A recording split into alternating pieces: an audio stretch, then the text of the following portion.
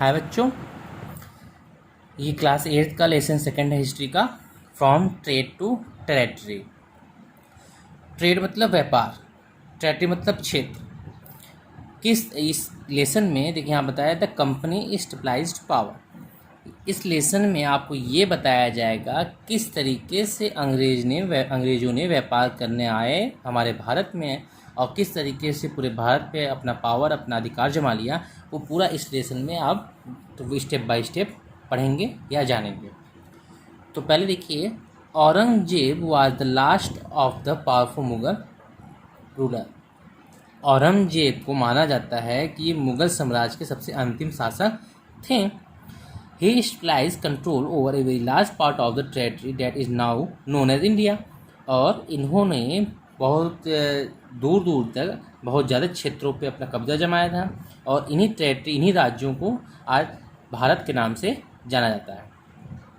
After his death in 1707, many Mughal governors, Subedar and the big Jamindar began asserting their authority and stabilizing regional kingdom। जब औरंगजेब की मृत्यु 1707 में हो जाती है तो आपको पता है कि मुग़ल जो शासक थे वो अपना शासन किसके द्वारा कराते थे? सूबेदार के द्वारा करते थे। अब इतने बड़े राज को एक साथ शासन नहीं कर सकते थे। वो दिल्ली पे अपना अधिकार जमा के, दिल्ली पे अपना केंद्र बना के पूरे जगह पे अपने सूबेदारों को भेज देते थे दूर दूर तक। सूबेदार उन जगहों पे अपना हुक्म कायम करते थे और बात किसका मानते थे? मुग़ल राजा का, जो उस समय औरंगजेब था। तो इसी तरीके 1707 में औरंगजेब मारा गया तो उसके जितने भी सूबेदार थे उन्होंने सोचा कि अब मैं अपना खुद का शासन करूं। तो वो अपना खुद के पावर में आके दूसरे राज्यों को कब्जा करना शुरू कर दिए और अपना अधिकार चलाना शुरू कर दिए। Delhi could no longer function as an effective center. और जो दिल्ली मुख्य केंद्र था मुगल शासन में, अब वो मुख्य केंद्र नहीं रह गया क्योंकि सभी लोग अपना शासन वहाँ पे चालू कर चुके थे। By the second half of the 18th century, however, a new power was increasing on the political horizon, the British। अब 18वीं शताब्दी के मध्य में, ठीक है, तो उस समय नए तरीके के पावर उभर के आए। वो कौन थे? अंग्रेज थे। कैसे आए ये देखिए। Did you know that the British originally came as the small trading company and were relevant to the acquiring territory। तो आपको पता होगा कि ये जो ब्रिटिश थे यहाँ पे एक छोटे से, ठीक है, एक व्यापारिक कंपनी के रूप में आए थे। और ये व्यापारिक कंपनी किस तरीके से पूरे भारत पे कब्जा कर लिया, अब यहाँ पे देखेंगे। How then did they came to a master of the west empire. किस तरीके से ये मास्टर हो गए पूरे इतने बड़े साम्राज्य के। In this chapter we will see how this came about. तो आप इस चैप्टर में ये देखेंगे ब्रिटिश किस तरीके से इतने बड़े राज्य पे अपना कब्जा कर लिया। देखिए, ईस्ट इंडिया कंपनी कम ईस्ट। ईस्ट इंडिया कंपनी अंग्रेजों की कंपनी थी। ये जो कंपनी है ये ईस्ट इंडिया कंपनी के नाम से जानते थे। ये ईस्ट की तरफ आई। ये कालीकट बंदरगाह पर, यहाँ पे आप मैप देखिए कि ये आपका ब्रिटिशम है, ठीक है, ब्रिटेन जिसे कहते हैं।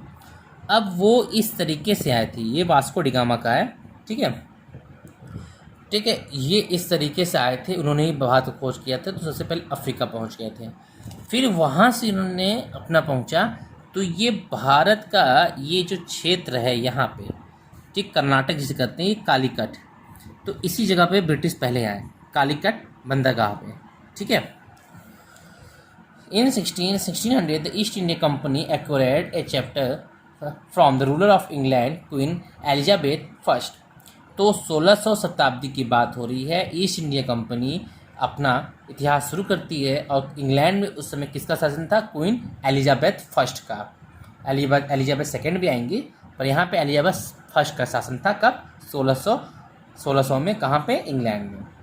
Granting it the sole right to trade with the East. और जो ये कंपनी आई थी ना, कंपनी को अधिकार मिला था किस तरफ? ईस्ट की तरफ व्यापार करने के लिए। क्योंकि उस समय जब बड़े बड़े जो कंपनियां थी, जब वो ब्रिटेन से निकलती थी तो वहाँ के रानी से परमिशन लेना पड़ता था कि मैं इस दिशा में मैंने अपना व्यापार करने जा रहा हूँ। तो ये जो ईस्ट इंडिया कंपनी था वो अपना व्यापार किस तरफ? ईस्ट की तरफ करने का रानी से इजाज़त लिया था। This mean that no other trading group in England could compete with the East India Company. और उस समय कोई भी ऐसा इंग्लैंड का ग्रुप नहीं, माने ऐसा कोई भी ट्रेडिंग कंपनी था जो ईस्ट इंडिया कंपनी के बराबरी कर सके।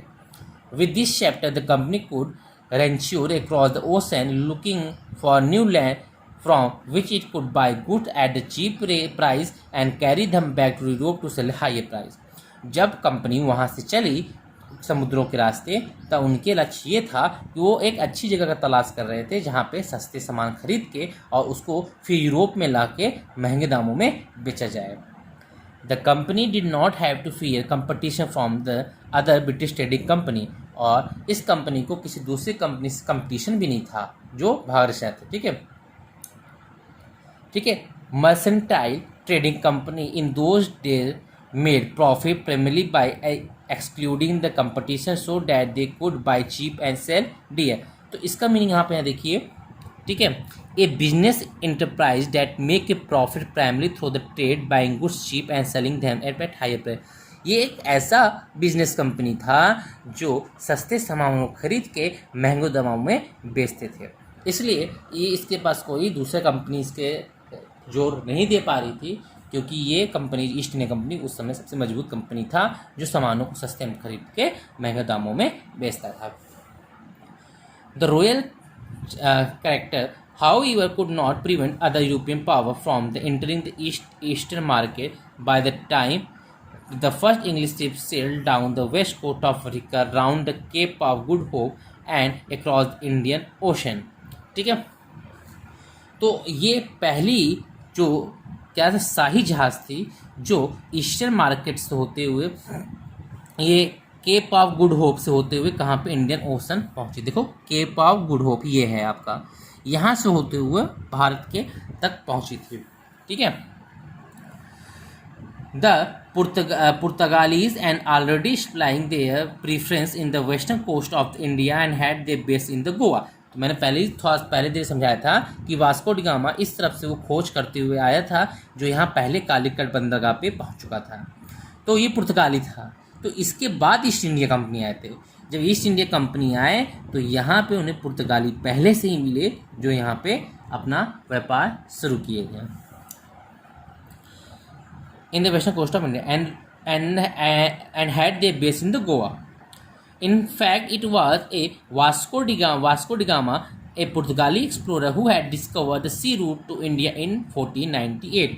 तो वास्को डी गामा ने 1498 में ही भारत की खोज कर चुके थे, इस रास्ते की खोज कर चुके थे जिसके द्वारा दूसरी कंपनियां भारत तक पहुंचना शुरू कर दी।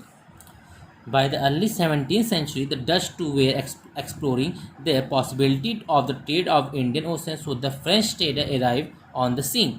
तो पहले पुर्तगाली आए, उसके बाद डच आए, उसके बाद फ्रेंच आए, ये तीनों के बाद तब ईस्ट इंडिया कंपनी आई थी यहाँ पे भारत में। The problem was that all the company were interested to in buying same thing. पर प्रॉब्लम ये हो गया कि जितनी भी कंपनी यहाँ पे आई थी वो एक ही चीज़ को खोजने में, एक ही चीज़ के व्यापार करने में लग गई। The fine quality of cotton and silk produce India and had big market in the Europe, pepper, cloves, cardamom and cinnamon too were in the great demand. तो ये देखिए, तो सभी एक ही चीज़ के मार्केट पे लग गए, क्या, अच्छे किस्म के कॉटन सूती कपड़े। और यहाँ पे आपके जो मसाले होते हैं, काली मिर्च होती है, तेज़पत्ता होते हैं, ये सब जो आने लगे, इन सब की मार्केट यहाँ पे ज़्यादा हो रही थी। इन सब चीज़ों को खरीद के वो अपने देश में महंगे दामों में बेचते थे। तो आपको मैं बता दूं कि जब वास्को डी गामा जब पहली बार यहाँ पे आया था तो वो जहाज़ को वहाँ से ला के जितना भी यात्रा में खर्च लगा, मज़दूरों को दे के सबको देने का, जो यहाँ से मसाला ले जाके अपने देश बेचा, उससे वो 30 गुना ज़्यादा मुनाफा पाया था। जितना खर्च किया था उससे 30 गुना ज़्यादा मुनाफा पाया था यहाँ के मसालों को बेच के। And this is profit and could be earned. तो इनसे प्रॉफिट पैदा होते हैं। The only way the trading company could flourish by the eliminating the rival competitor. तो यहाँ की जो कंपनी थी वो तभी भी अच्छी मुनाफा पा सकती थी जब वो दूसरे कंपनियों की कंपटीशन करे, उनसे ज़्यादा अच्छे खरीदे, ठीक है। The argue to secure market therefore let the friends better between the trading company through the 17th and the 18th century, they regularly sank each other's ships and blockaded routes and the prevented rivals from the moving with the supply of goods.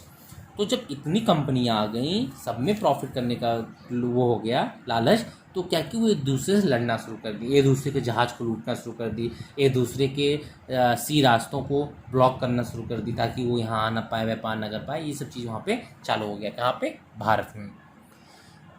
Trade was carried on with arm and trading post with the protect through the fortification. अब यहाँ पे व्यापार के साथ साथ अब उनकी सुरक्षा का भी ध्यान होने लगा। भाई लड़ाई करेंगे तो भाई सैनिक लाना पड़ेगा, गोला बारूद लाना पड़ेगा।